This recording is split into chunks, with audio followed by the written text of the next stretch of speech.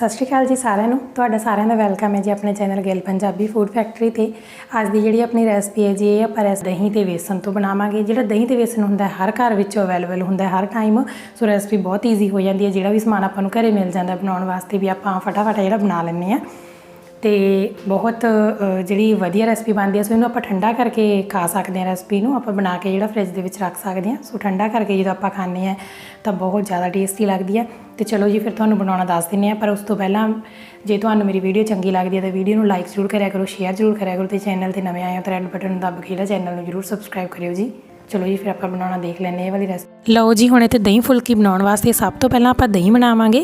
ते दही बनाउण वास्ते आपां एक खुला बर्तन ले लिया। इहदे विच मैं एक कटोरी है जिहड़ी दही दी पाऊंगी। दही ज़्यादा खट्टी नहीं लैनी आपां। तो ये फिर आप टेस्ट अकॉर्डिंग है जी चीनी ऐड करांगे। सो सब तो पहला आप दही एक विस्कर की मदद नाल इस तरह थोड़ा जिहा पतला कर लांगे, विस्क कर लांगे भी जिहड़ियां इहदे विच थोड़ियां जिहा गंढां नहीं होणियां चाहिदियां। इहनूं बिल्कुल वधिया इस तरह फेंट लांगे। उस तो बाद इहदे विच टेस्ट अकॉर्डिंग है जी आप चीनी पावांगे। थोड़ी जी आप चीनी पावांगे, तुसीं पीसी हुई चीनी भी पा सकदे हो। सो आप इत्थे दाणेदार चीनी पावांगे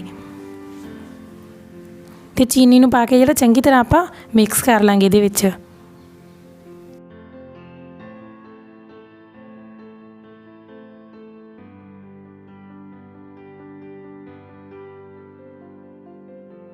सो ये इस तरह आप चंगी तरह फेंट लांगे चीनी नूं दही दे विच।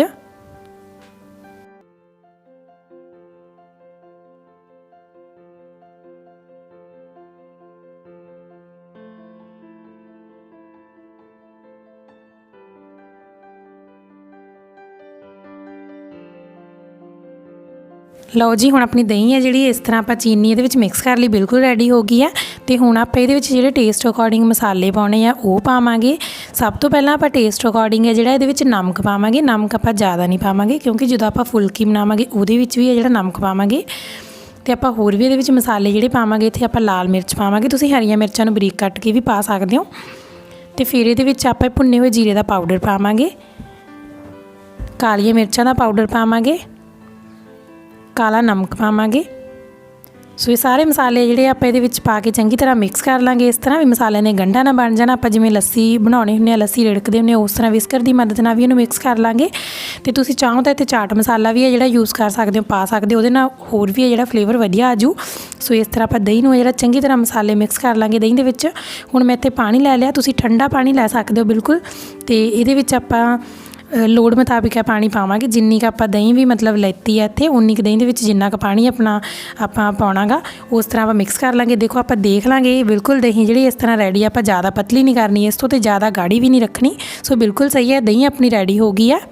लो जी इत्थे आप फुल्की बनाउण वास्ते है जिहड़ा एक कटोरी बेसन ले लिया। बेसन दे विच है जिहड़ा आप नमक पावांगे। दही दे विच भी आप नमक पाया सी ते आप काले नमक का भी यूज़ किया। सो उस हिसाब नाल तुसीं टेस्ट अकॉर्डिंग नमक ऐड करना है। फिर आप ये लाल मिर्च पाउडर पा देंगे। तुसीं चाहो तो ये जिहड़ियां हरियां मिर्चां ये भी हरियां मिर्चां कट के जिहड़ा बरीक पा सकते हो। सो हुण ये भुन्ने हुए जीरे का पाउडर पा देंगे आप। थोड़ी जी कालियां मिर्चां का पाउडर पा देंगे। सो हुण आप ये अजवैन पाती है। अजवैन नाल जिहड़ा फ्लेवर है बहुत वधिया आऊगा। सो इस तरह सारे मसाले जिहड़े मिक्स कर देंगे।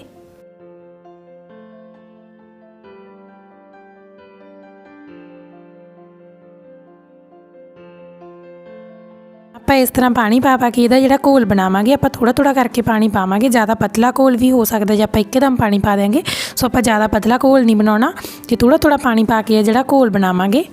इस तरह विस्कर की मदद नाल तुसीं चंगी तरह इहनूं जिहड़ा मिक्स कर सकदे हो भी इहदे विच जिहड़ियां बेसन दीयां गंढां ना बन जाण।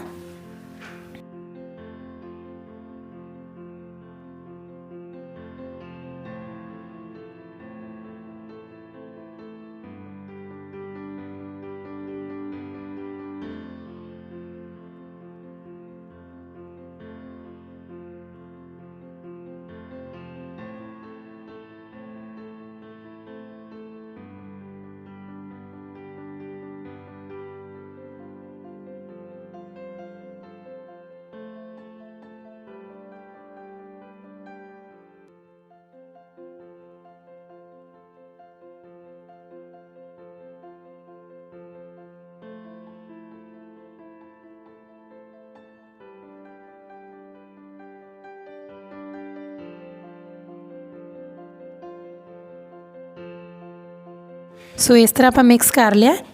तो ये हुण आपां जिहड़ा मिठा सोडा पावांगे, ईजली आपां नूं घर विच मिल जांदा। सो आपां एक चुटकी है जिहड़ी पावांगे, ज़्यादा नहीं पावांगे। देखो जी, इस तरह आपां जिहड़ा बेकिंग सोडा पाउण तो बाद इहनूं चंगी तरह मिक्स कर लिया। तुसीं इस तरह हत्थां नाल भी मिक्स कर सकदे हो। सो हलवाई जदों भी इस तरह की रेसिपी बनाउंदे, इस तरह बैटर बनाउंदे, तो इस तरह हत्थां नाल मिक्स किया जाता। तो इस तरह तुसीं हत्थां नाल भी है जिहड़ा इहनूं 4-5 मिनट लगातार है जिहड़ा मिक्स कर सकदे हो।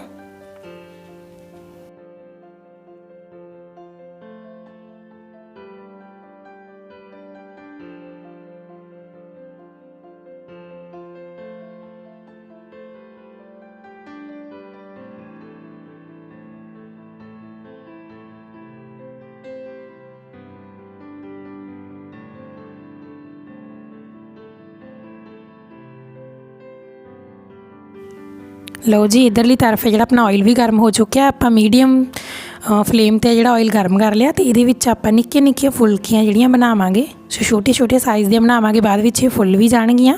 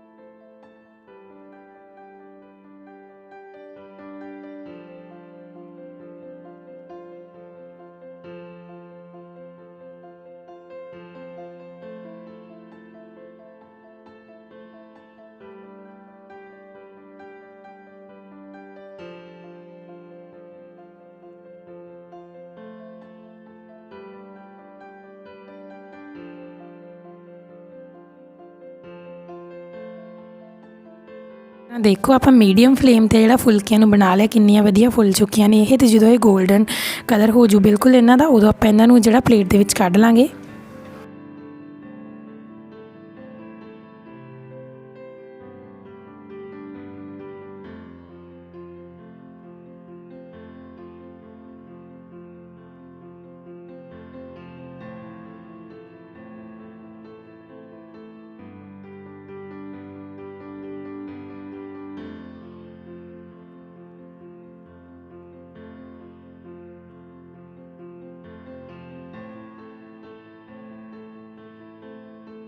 तो लो जी, अपनी सारिया फुल्कियां जिहड़ियां इस तरह देखो गोल्डन हो गई। तो बिल्कुल किन्नियां वधिया जिहड़ियां फुल्के बन चुकियां। तो हुण आपां इन्हां नूं गर्मा गर्म नूं जिहड़ा दही दे विच पा देंगे इस तरह।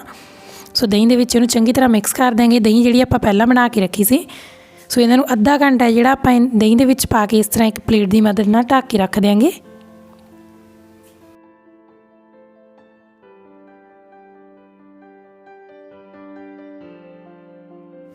तो देखो जी, हुण अद्धा घंटा हो गया इस तरह। तुसीं चाहो तो इहनूं फ्रिज दे विच भी रख सकदे हो, क्योंकि ये वाली रेसिपी जिहड़ी बिल्कुल ठंडी ठंडी बहुत टेस्टी लगदी है। तो इस तरह आपां इहनूं एक प्लेट दे विच जिहड़ा सर्व करांगे। दही दे विच ये जदों आपां इहनूं भिओं के रखदे हां तो उस तो बाद ये होर भी नरम हो जांदी है। इत्थे मैं धनिया चीर लिया बरीक, इहनूं गार्निश करन वास्ते टमाटर चीर लिया, तो प्याज चीर लिया। तुसीं इकल्ले प्याज दा भी यूज़ कर सकदे हो। तो इस तरह तुसीं धनिया भी पा सकदे हो विच, ते टमाटर भी पा सकदे हो। तो इस तरह आपां इहनूं प्लेट दे विच जिहड़ा सर्व कर लांगे।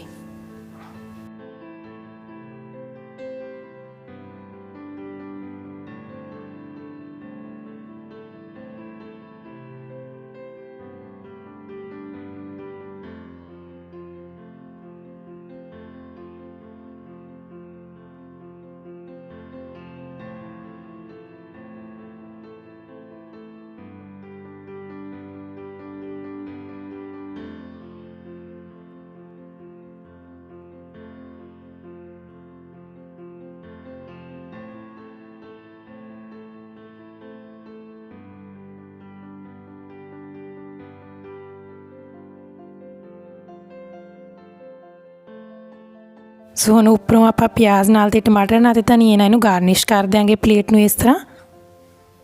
लो जी, आपां जिहड़ी दही फुल्की दी प्लेट है इस तरह सर्व कर लिए। उपरों आपां मसाला पा देंगे। मसाला आपां अजवैन, जीरा, कालियां मिर्चां ते काले नमक नाल रेडी कीता है।